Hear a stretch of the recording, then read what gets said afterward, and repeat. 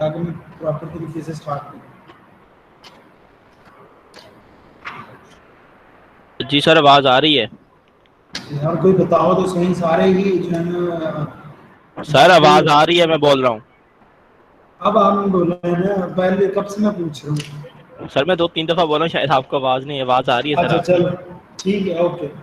Okay sir. Environmental laws की बात कर रहे थे। बेसिकली इन्वायरमेंटल लॉज वो एग्रीमेंट या वो रूल्स एंड रेगुलेशंस हैं जिनकी बेस के ऊपर हम इन्वायरमेंट को प्रोटेक्ट करते हैं। they all laws, they all regulations, they all the agreements and common laws जो कि आपके ह्यूमन इंटरेक्ट विद इन्वायरमेंट को जो एड्रेस करती हैं, गवर्न करती हैं, ऐसे सारे लॉज को, एग्रीमेंट्स को कहते हैं they are environmental laws. Environment law की डेफिनेशन पहली लाइन में लिखी हुई है। कहता है एनवायरमेंटल लॉज जो है ये they are also the environmental and natural resources laws भी हैं। क्यों? क्योंकि ये हमारे इन्वायरमेंट को हमारे इन्वायरमेंट की पोल्यूशन को एड्रेस करते हैं, या हमारे जो नेचुरल रिसोर्सेज हैं उनकी डिप्लीशन या उनकी जो कंडीशंस हैं उन इसकी इंफॉर्मेशन हमें प्रोवाइड करते हैं या इनकी प्रोटेक्शन करते हैं, यूँ भी कह सकते हैं। किस चीज़ से प्रोटेक्शन करते हैं कि क्या आया कि हमारे पास इन्वायरमेंटल पोल्यूशन हो रही है और पोल्यूशन की वजह से हमारे इन्वायरमेंट डिग्रेड हो रहे हैं, और सॉरी रिसोर्सेज जो है, तो इसलिए इसको जो है ना collectively environmental and natural resources law भी कहा जाता है। ठीक है, तो फिर कहता है कि इन्वायरमेंटल लॉज की जो है ना पर्पस क्या है। यार बैठ जाके भाई, पर्पस क्या है हमारा, एनवायरमेंटल लॉज क्यों इम्पोर्टेंट है? Because they protect our environment.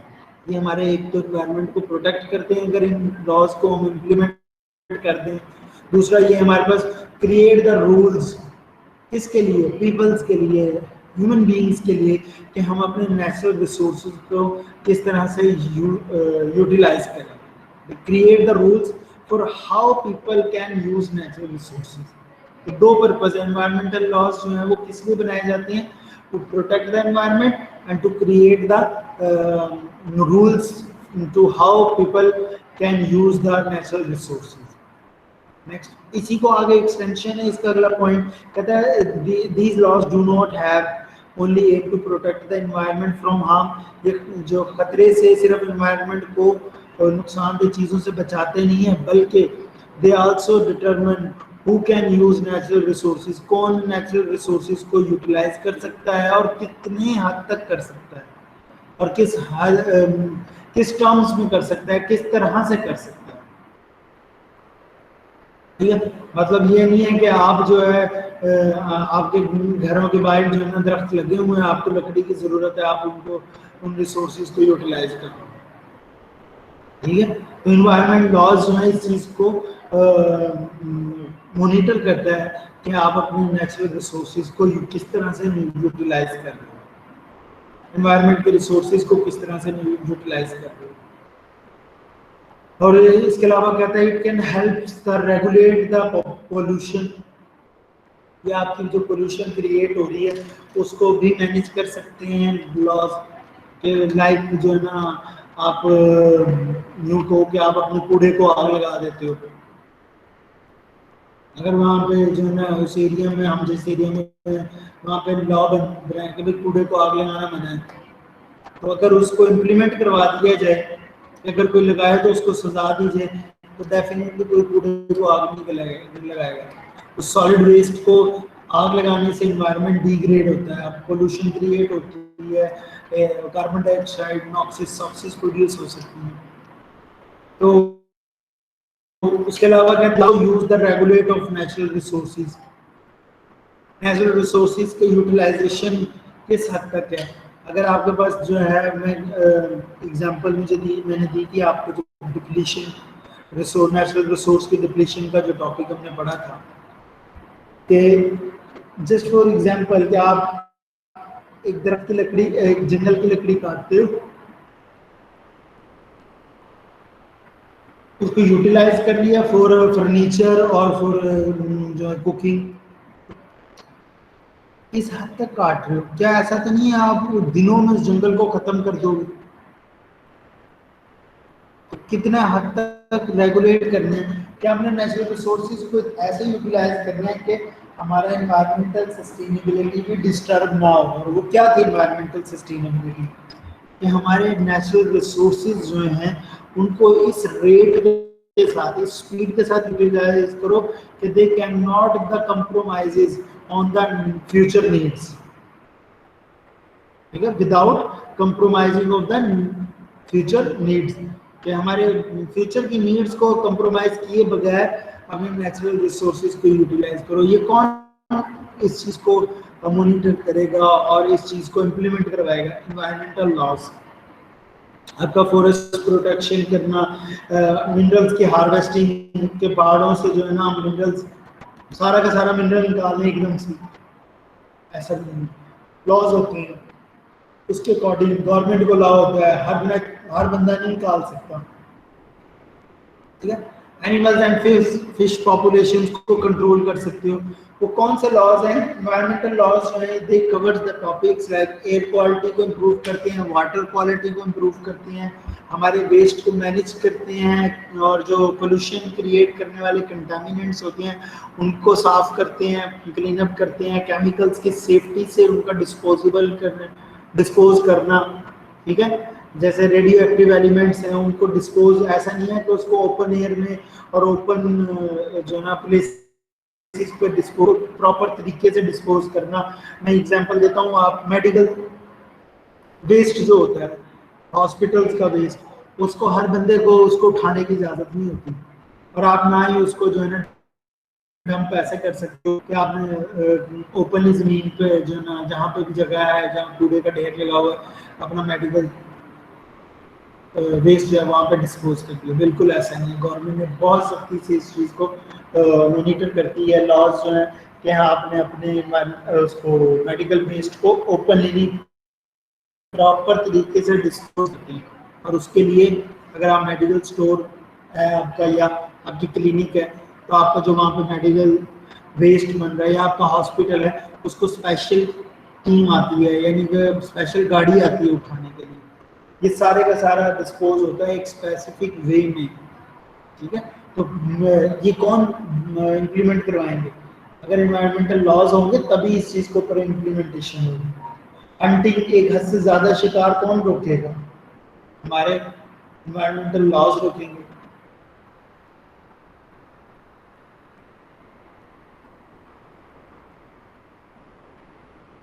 यार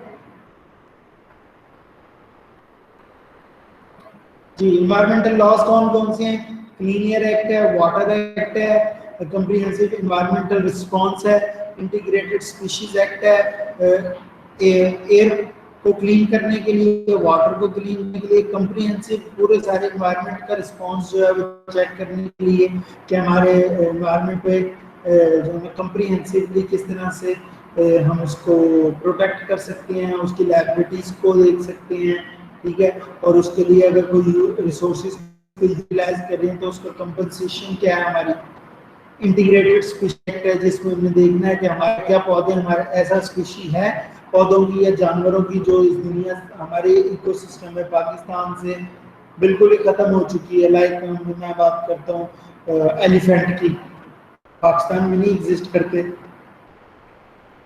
फिर नेशनल पॉलिसी एक्ट है, और फिर हमारे पास जो है resource conservation and recovery act है। अब बात करते हैं सबसे पहले नीपा की, नेशनल एनवायरमेंटल प्रोटेक्शन एक्ट। ये इसको बात करने से पहले जो है ना मैं बात करूंगा कि हमारे पास सबसे पहले होता है 1983 में इन्वायरमेंटल इम्पैक्ट असेसमेंट को जो है ना मेजर करने के लिए पाकिस्तान ने एक ऑर्डिनेंस जारी की है। 1983 में पाकिस्तान इन्वायरमेंटल प्रोटेक्शन ऑर्डिनेंस जारी हुआ, जिसको PPO को कहते हैं 1983 में। इसके अंदर एक एजेंसी बनी, यानी कि एक एक्ट बना जिसको हम कहते हैं पीपा। पीपा was replaced by Pakistan environmental protection act, ठीक है। 1997 में इस ऑर्डिनेंस को जो है वो पीपा का नाम दे दिया गया।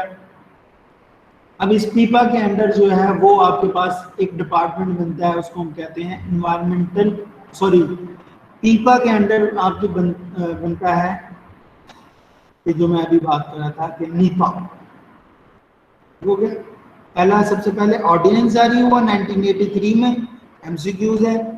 फिर आपके पास जो है, अच्छा, पीपीओ स्टैंड फॉर व्हाट, ठीक है, ओके, पीईपीए, पीपा जो है 1997 में जो है रिप्लेस किया ऑर्डिनेंस को, एक्ट कह दिया गया, ठीक हो गया।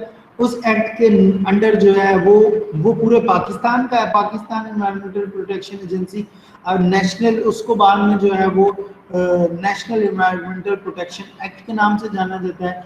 इसके अंडर जितने प्रोविंस है उतने हमारे एनवायरमेंटल प्रोटेक्शन डिपार्टमेंट्स बनते हैं नीपा के अंदर, ठीक है। और ये इसका क्या है, NEPA requires are needed, NEPA की हमारे पास नीपा एक्ट को जरूरत पड़ती है।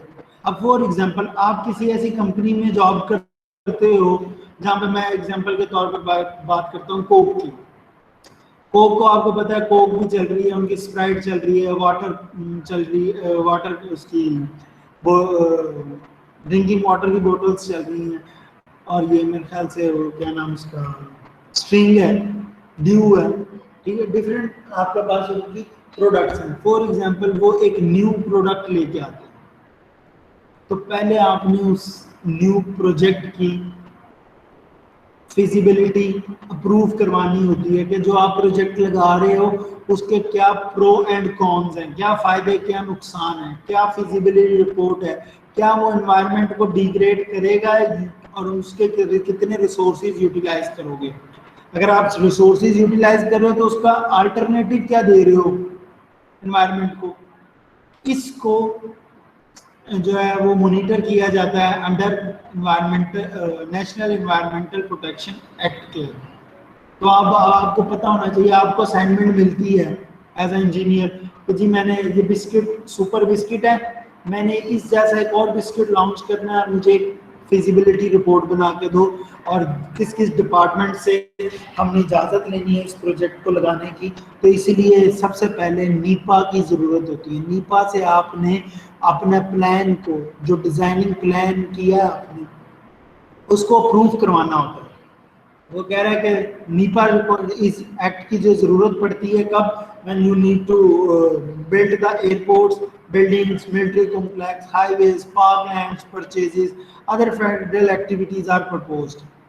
अब ये करती क्या है, इसके नीचे जो एनवायरमेंटल प्रोटेक्शन डिपार्टमेंट होता है उसके अंडर नीचे एक और एजेंसी होती है जिसको हम कहते हैं, जैसे ये नीपा है ना, ये एक्ट है, और खाली ईपीए कहूं ना तो वो होगा एनवायरमेंटल प्रोटेक्शन एजेंसी। ईपीए वो एक्ट नहीं है, वो एजेंसी है। यहाँ बात करते हैं कि ये नीपा के अंदर हम दो चीजें असेस करते हैं, इम्पैक्ट असेसमेंट करते हैं एनवायरमेंट की, और स्टेटमेंट देते हैं। इम्पैक्ट क्या असेसमेंट क्या होती है, इम्पैक्ट स्टेटमेंट क्या होती है। मैं कहता हूं कि आपने ना मोटरसाइकिल चलानी है, ठीक है, उस मोटरसाइकिल का क्या इम्पैक्ट है हमारे अंदर, उसको असेस करो। पॉइंट क्लियर हुआ मेरा? कि मोटरसाइकिल चलानी है तो हो सकता है कि आप रोड पे जब जाओगे तो किसी का एक्सीडेंट कर दोगे, हो सकता है किसी ऐसे रिसोर्स के साथ जाके टकरा दो और उसको डैमेज कर दो, किसी इंसान को डैमेज कर सकते हो। ये वो इम्पैक्ट्स हैं, इन चीजों की हमने असेसमेंट करनी होती है before the project, starting the project. अब जब आपकी इम्पैक्ट असेसमेंट हो जाती है उसके बाद आप उस असेसमेंट की बेस के ऊपर स्टेटमेंट जारी करते हो। वो स्टेटमेंट क्या है, वो स्टेटमेंट बेसिकली आप उसके लिए सोल्यूशन दे रहे हो कि जी ये इम्पैक्ट असेसमेंट हो सकती है। मैं कहता हूँ आपने हाईवे बनानी है जी, आपने मोटरवे बनानी है, तो मोटरवे बनाने के लिए आपने कितना एग्रीकल्चर लैंड को आपने रिप्लेस करना है, आप कितना एग्रीकल्चर लैंड में से गुजरती है। जैसे आपके पास यहाँ से रेंगर खां वाली मैं मोटरवे की बात करूँ, ठीक है। अब उसके लिए आपको पता है कि कितने एग्रीकल्चर लैंड जो है वो यूज होगी, तो उस एग्रीकल्चर लैंड में जो फूड प्रोड्यूस होती थी, ठीक है, आपने इम्पैक्ट असेसमेंट पढ़ ली कि जी हमारी फूड सिक्योरिटी जो है क्रिएट हो सकती है, फूड सप्लाई डिस्टर्ब हो सकती है, ये आपका इम्पैक्ट, उसका इम्पैक्ट का असेसमेंट थी।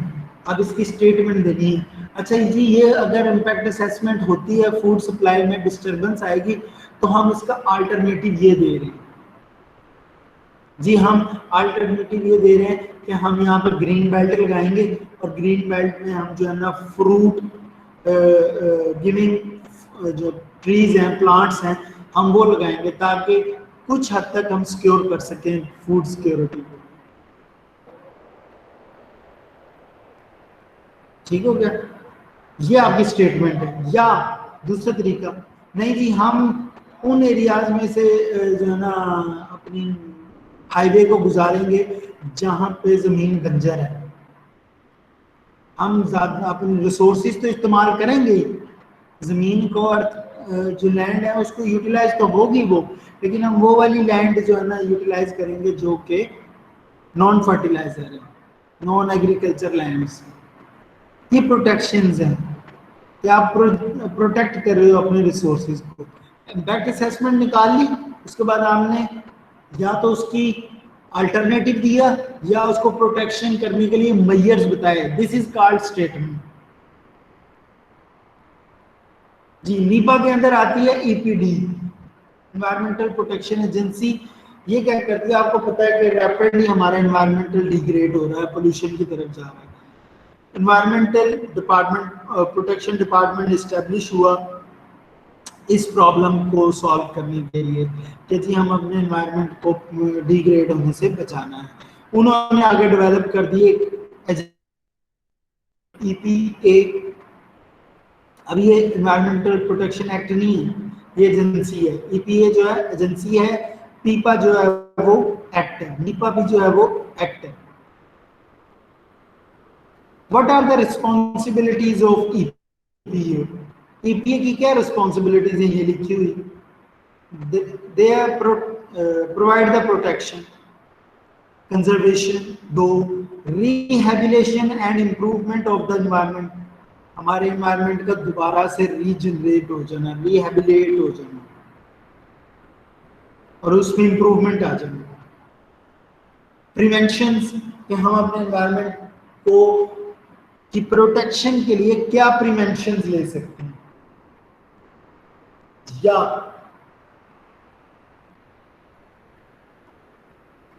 क्या हम कंट्रोल ले सकते हैं कि हम इन्वायरमेंट की पोल्यूशन को कम कर सकें, उसको कंट्रोल कर सकें, उसको प्रिवेंट कर सकें। और थर्ड लास्ट चीज जो है promotion of the sustainable development, अपने रिसोर्सेज को ऐसे इस्तेमाल करो कि without compromising the future needs.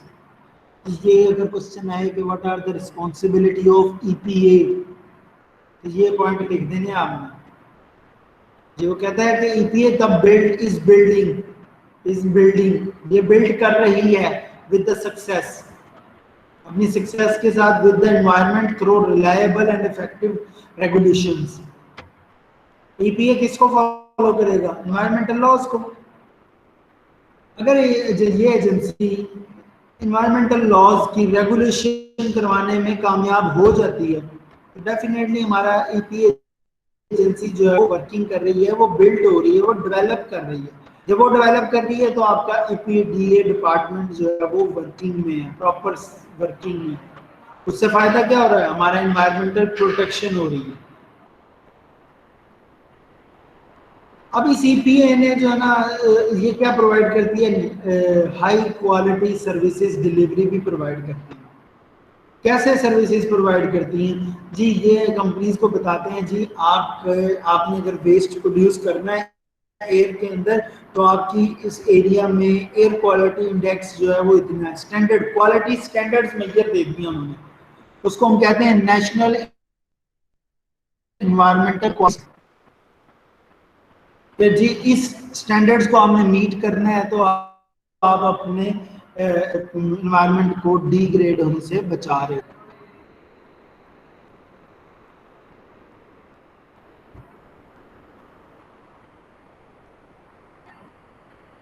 अब बात करते हैं कि हमारा एनवायरमेंटल इम्पैक्ट असेसमेंट की बेसिकली थ्योरी जो है वो एनवायरमेंटल इम्पैक्ट असेसमेंट कैसे की जाती है। सबसे पहले वो बात यहाँ इसकी डेफिनेशन लिखी हुई है। Environmental impact assessment means an environment study, environment की स्टडी जो कंप्रोमाइज करती है, जो मुश्तमिल है किस पे, कलेक्शन ऑफ डाटा। क्या आपने प्रोजेक्ट लगाना है कोई, उसके लिए सबसे पहले आपको कलेक्शन ऑफ डाटा, जी यहाँ पे इतने लोग रहते हैं, यहाँ पे इतनी एग्रीकल्चर लैंड्स हैं, यहाँ पे इतने वाटर रिसोर्सेज हैं, यहाँ पे एयर की क्वालिटी ये है, यहाँ पे फ्यूचर जनरेशन इतनी हो सकती है, यहाँ पे जॉब अपॉर्चुनिटीज पहले इतनी है, तो हम अगर प्रोजेक्ट लगाएंगे तो जॉब की अपॉर्चुनिटीज क्या हो सकती हैं, लोगों को एम्प्लॉयमेंट मिलेगा। लेकिन जब हम प्रोजेक्ट लगाएंगे तो क्या इससे कोई वेस्ट प्रोड्यूस होगा, this is called collection of data. फिर आप प्रिडिक्शन करते हो उस डाटा की कलेक्शन की बेस पे कि क्या हम अब इन कंपोनेंट्स को जिनको यूटिलाइज करेंगे उनकी प्रिडिक्शन क्या है, क्या उनकी क्या क्वालिटी आप प्रिडिक्ट कर रहे हो, क्या क्वालिटी क्वांटिटी इम्पैक्ट है उस रिसोर्सेज का हमारे एनवायरनमेंट पे।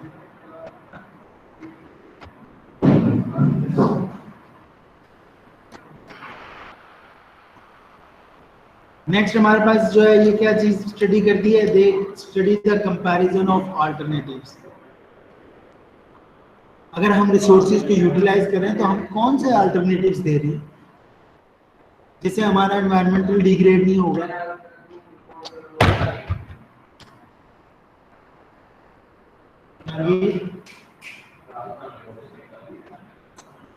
क्लास रिकॉर्ड भी हो रही है यार, अंदर कर लो, डिस्कशन जो करनी है। वैल्यूएशन ऑफ प्रिवेंटिव्स, आपने वैल्यूएशन करी है, जो आपने प्रिवेंटिंग मेथड्स दिए थे, मेजर्स दिए थे, valuation of preventive, mitigatory and compensatory measures, कि हमने जो कंट्रोल करने के लिए, उसको प्रिवेंट करने के लिए, उनको ट्रांसफर करने के लिए उन इम्पैक्ट्स को, ठीक है, उसके लिए हमने क्या मेथड्स जो है वो सॉल्यूशन दिए, तो क्या उनकी वैल्यूएशन क्या है कि हाँ जी ये चीजें हम कर भी रहे हैं जो हमने प्रपोज की थी, क्या ये हम कर भी रहे हैं या नहीं कर रहे हैं, उसकी असेसमेंट करनी है। Formulation of environmental and management, हमने अपने एनवायरमेंट रिसोर्सेज को मैनेज करना है, उनकी फॉर्मुलेशन करनी है, कौन कौन से रिसोर्सेज कितने यूटिलाइज करनी है, ये भी हम इम्पैक्ट असेसमेंट में मेजर करते हैं, स्टडी करते हैं। ट्रेनिंग प्लान्स, लोगों को ट्रेन किया जाता है, मॉनिटरिंग की जाती है, मॉनिटरिंग अरेंजमेंट्स प्रोवाइड की जाती है।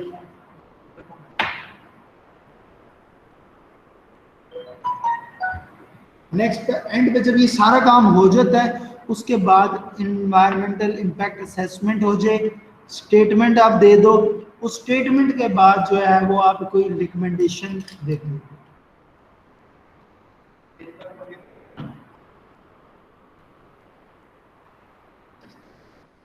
ठीक है, ये रिकमेंडेशन की बेस के ऊपर जो है वो आपको इजाजत मिलती है नीपा से कि हाँ जी हम अपने प्रोजेक्ट या प्रोजेक्ट लगा सकते हैं या नहीं लगा सकते।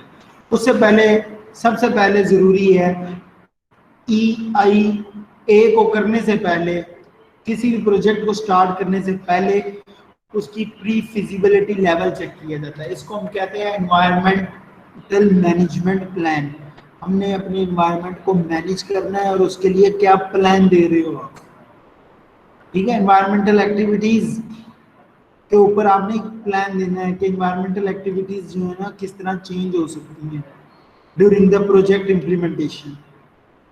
और ये EPM जो है इस तरह डिजाइन किया जाता है कि हमारे कम से कम हमारा एनवायरमेंट जो रिसोर्सेज, एनवायरमेंटल रिसोर्सेज या हमारा जो एनवायरमेंट है वो कम से कम जो है वो डिस्टर्ब हो और to mitigate the adverse environmental impacts.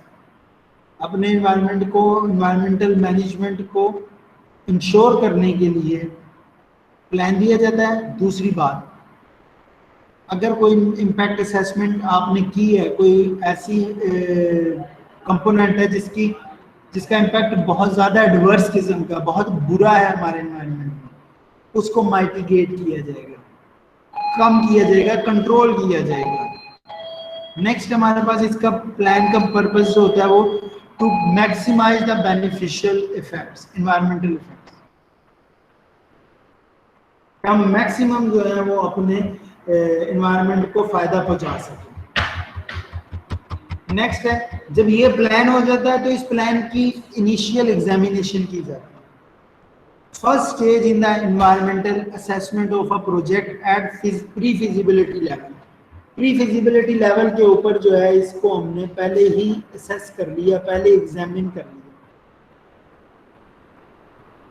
ठीक है। For identify and assessing the possible environmental impacts where an EIA is required or not। तो ये इस बेस पे हम कहते हैं कि हाँ जी, हमारे इनिशियल एग्जामिनेशन की बेस पे कि जो हमने प्लान बनाया था वो प्लान में ये हमने इनिशियल एग्जामिनेशन की है, क्या इस प्रोजेक्ट को अगर हम लार्ज स्केल पे लेके जाते हैं तो क्या हमें इन्वायरमेंटल इम्पैक्ट असेसमेंट की जरूरत पड़ेगी या नहीं पड़ेगी। तो वो कहता है कि IEE जो है ये छोटे small project, small budget project, small size project, ठीक है, छोटे साइज के प्रोजेक्ट्स के लिए किया जाती है इनिशियल एग्जामिनेशन। यहाँ पर डिफरेंस लिखते हूँ। एक तो ये है कि ये पहले की जाती है, प्रिलिमिनरी इन्वायरमेंटल रिव्यू है, प्लान बनाने के को इम्प्लीमेंट करने से पहले की जाती है। कब की जाती है? पहले प्लान बनता है, देन हम उसकी एग्जामिन करते हैं उसको, इसलिए ये प्रिलिमिनरी इन्वायरमेंटल रिव्यू है। और अगर हम उसके इम्पैक्ट असेसमेंट में देखें, जब प्रोजेक्ट लगना स्टार्ट हो जाता है तो उसके बाद, ये वैसे तो हमने पहले ही करना है, लेकिन यूं समझ लो कि ये हम ओवरऑल पूरे प्रोजेक्ट का फाइनल कंक्लूजन इम्पैक्ट असेसमेंट करते हैं। IEE जो है वो स्मॉल प्रोजेक्ट्स के लिए इस्तेमाल होती है, और जो IA है वो लार्ज स्केल प्रोजेक्ट्स के लिए यूटिलाइज होती हैं। ये IEE लो कॉस्ट के लिए है और दूसरा हमारे पास हाई कॉस्ट प्रोजेक्ट के लिए इस्तेमाल किए जाते हैं। तो कहता है कि अगर हमारे पास इम्पैक्ट का कोई सिग्निफिकेंट एडवर्स इम्पैक्ट नहीं है इन्वायरमेंट पे, तब हम कौन सी इस्तेमाल करते हैं असेसमेंट, इनिशियल इन्वायरमेंटल एग्जामिनेशन। लेकिन अगर आपके प्रोजेक्ट के बहुत सवेयर किस्म के, एडवर्स किस्म के इफेक्ट है हमारी इन्वायरमेंट पे, देन हम जो है वो क्या करते हैं, इन्वायरमेंटल इम्पैक्ट असेसमेंट करते हैं। ऑब्जेक्टिव्स क्या है? They predict the environmental impacts of project, find ways and means to reduce the, अगर पहले तो बात करिए कि पहले तो प्रेडिक्ट कर लिया, अब उनको रिड्यूस करना है। शेप द प्रोजेक्ट, अब अपने प्रोजेक्ट को ऐसे शेप करो लोकली इन्वायरमेंट के लिए जो सूटेबल हो, ठीक है, उसका इम्पैक्ट कम से कम हो। और present the predictions and options to the decision makers. Predictions करो कि जी अगर आप ये प्रोजेक्ट लगाते हो तो ये फायदे हो सकते हैं, ये नुकसान हो सकते हैं, ठीक है, ताकि डिसीजन मेकर्स उस असेसमेंट बेस के ऊपर उस जो आपका प्लान था उस पे अपना गो थ्रू दे सके कि जी हाँ आप इस प्रोजेक्ट के ऊपर कंटिन्यू करो, ठीक है। वाई EIA इज यूज्ड, कि ये ग्लोबल कमिटमेंट के लिए की जाती है, प्रोजेक्ट्स की अप्रूवल के लिए की जाती है। मैंडेटरी फॉर ऑल डोनर्स, के जिन्होंने पैसा लगाना है प्रोजेक्ट के लिए, उनको आपने पहले प्लान देना है, उनकी उसकी इनिशियल इम्पैक्ट असेसमेंट करनी है, इसलिए जरूरी है। रिड्यूस द एनवायरमेंटल डैमेज, तो पता हो कि जी अगर हम फैक्ट्री लगा रहे हैं तो उस फैक्ट्री से निकलने वाला गंदा पानी जो है वो हमारे वाटर रिसोर्सेज को पोल्यूशन की तरफ लेके जाएगा, तो उसको हम किस तरह से डैमेज को रिड्यूस कर सकते हैं पहले से पता हो। और वो कौन बताएगा? इम्पैक्ट असेसमेंट बताएगी कि कितना जो है वो हम डैमेज कर रहे हैं और उसको किस तरह से रिड्यूस कर सकते हैं। lower project cost in long terms, ठीक है। और next, ensure the development in accordance the national quality standards, government policies के अकॉर्डिंगली प्रोजेक्ट लगाए जाए, नेशनल क्वालिटी स्टैंडर्ड को मेंटेन रखा जाए, इंटरनेशनल ऑब्लिगेशंस जो हैं, जो जिस तरह ये पढ़ रहे हैं कि ग्लोबल कमिटमेंट्स हैं। अभी पाकिस्तान के जैसे आप लोगों को पता है कि एनर्जी समिट हुआ, सॉरी क्लाइमेट चेंज समिट हुआ अमेरिका में पिछले महीने, तो वो क्या था, वो यही था आपके आप जो गाड़ियां खरीदते जा रहे हो, न्यू प्रोजेक्ट्स लगा रहे हो, उसका एनवायरनमेंट पे इम्पैक्ट है, उसके असेसमेंट की बेस पे उन्होंने जो है ना कहा है कि आप इन्वायरमेंटल फ्री टेक्नोलॉजी इस्तेमाल करो, जिसमें पाकिस्तान ने कहा कि 2030 तक पाकिस्तान की जो मैक्सिमम गाड़ियां वो इलेक्ट्रिक हो जाएगी। ये इंटरनेशनल ऑब्लिगेशंस थे जो कि हमने इसमें एड्रेस करने होते हैं, उसको फुलफिल करना होता है। ग्लोबल इन्वायरमेंटल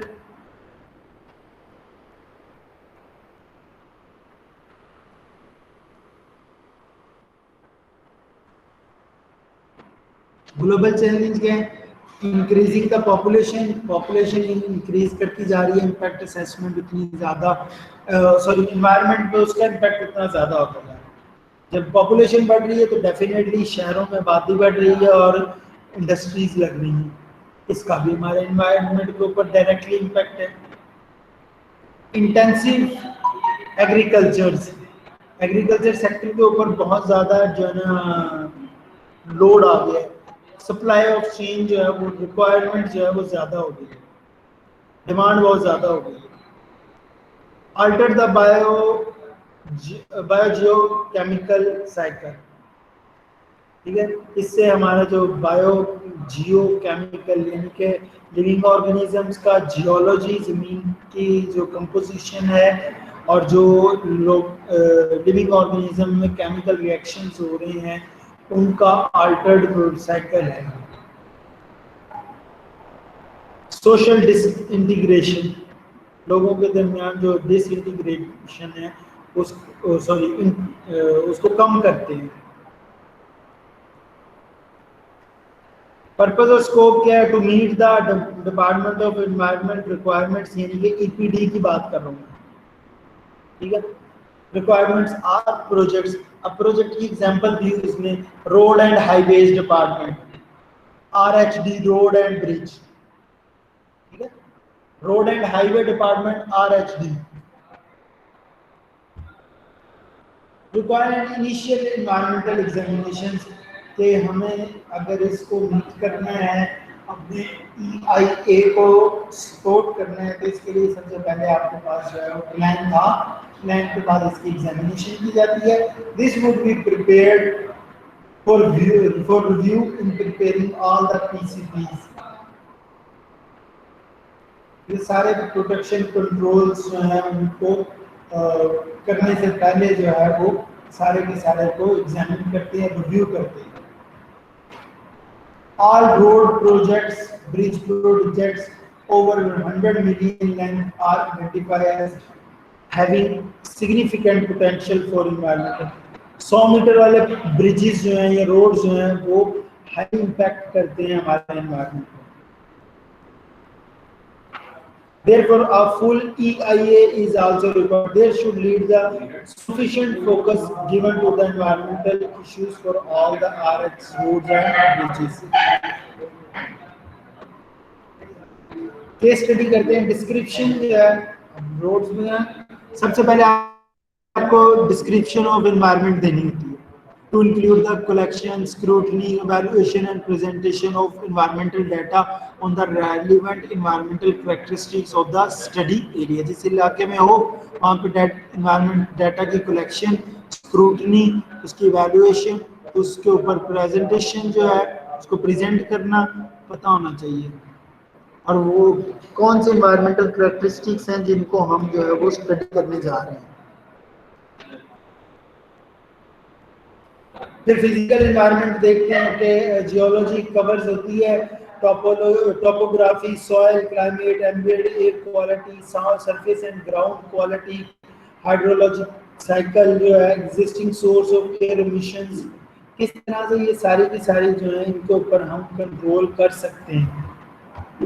फिर बायोलॉजिकल एनवायरनमेंट है, क्या आपके जहाँ आप प्रोजेक्ट लगा रहे हो क्या वहाँ ये माइक्रो ऑर्गेनिज्म तो नहीं एग्जिस्ट करते।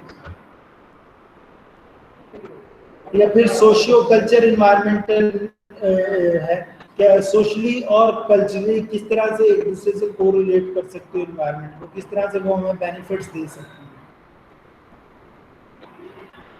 रेड कैटेगरी प्रोजेक्ट्स, फिर इन इसके बाद जो है ना प्रोजेक्ट्स को डाटा की बेस पे एनालिसिस की जाता है, उस एनालिसिस के बेस पे कैटेगरी प्रोजेक्ट्स में दे दिया जाता है A B C.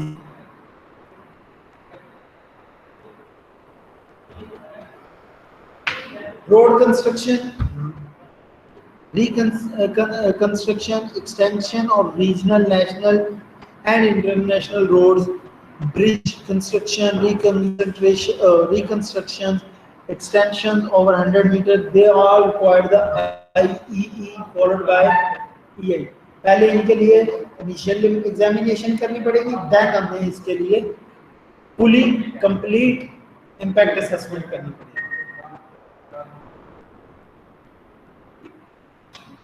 Category A में जो है वो कौन कौन से आ सकते हैं ये यहाँ पे लिखे हुए हैं, ठीक हो गया। इसकी रिस्पॉन्सिबिलिटीज क्या है, इसमें कौन कौन लोग जो है ना हायर किए जाते हैं इस प्रोजेक्ट को।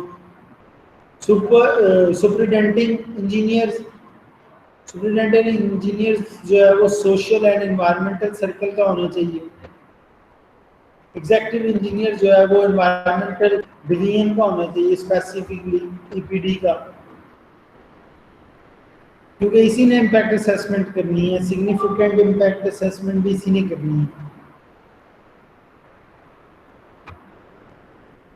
Responsibility review plan and methodology submitted by the consultant, क्या आपके कंपनी का जो कंसल्टेंट है उसने एग्जीक्यूटिव इंजीनियर को डाटा देना, उसने उसको रिव्यू करना है and submit the report with comments to the superintendent engineer.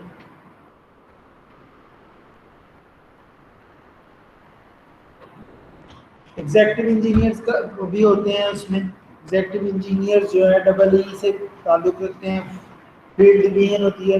Is the responsible to prepare the RFP for environmental impact assessment in association with the environmental division. RHD के through जो है वो RFD जो है ये मिलकर दोनों काम करती हैं और हमारी इन्वायरमेंट की असेसमेंट करती हैं स्पेसिफिक डिवीजन, ठीक है।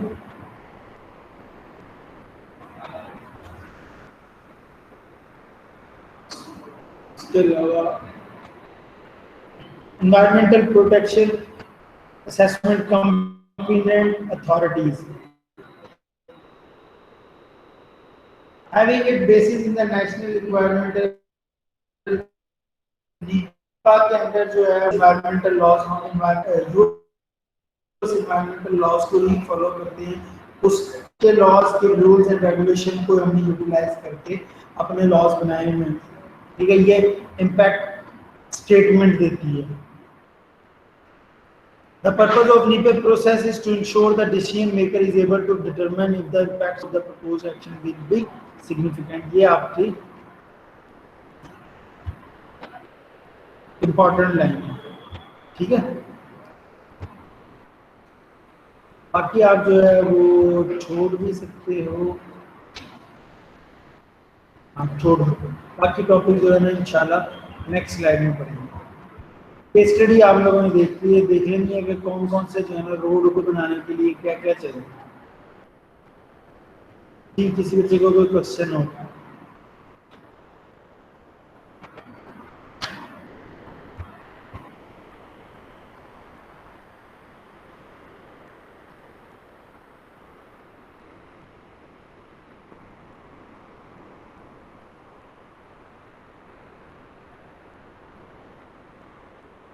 कोई नहीं।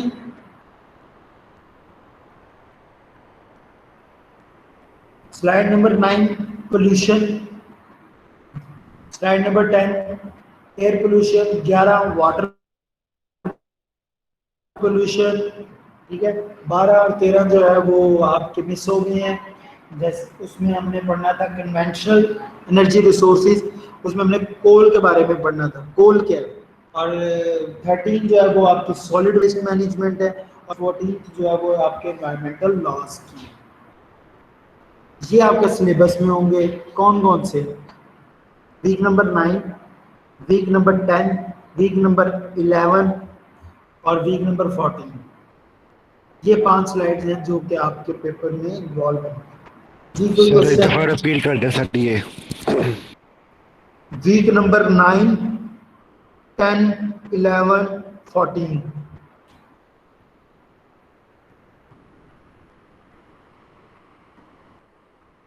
नाइन, 10, 11,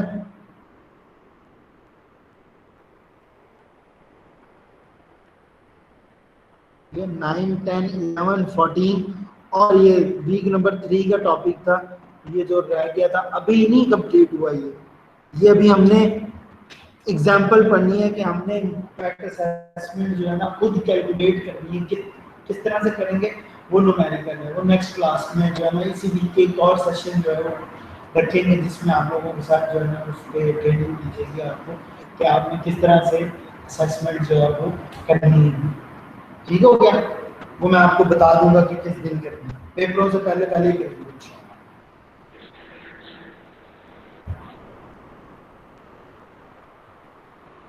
ठीक हो गया? क्वेश्चन? सिलेबस का पता चल गया। अब मुझे कोई इंडिविजुअल मैसेज ना करे। पांच कौन? Slide number, excuse me sir, week number 9 मैं मैसेज कर रहा हूँ।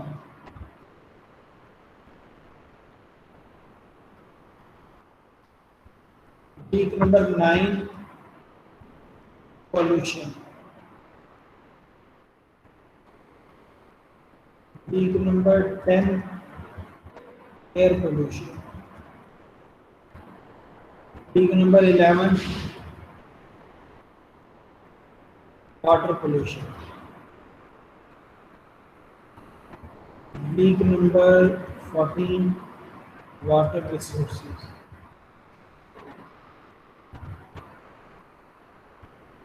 Role number 12, week number 3 environmental laws,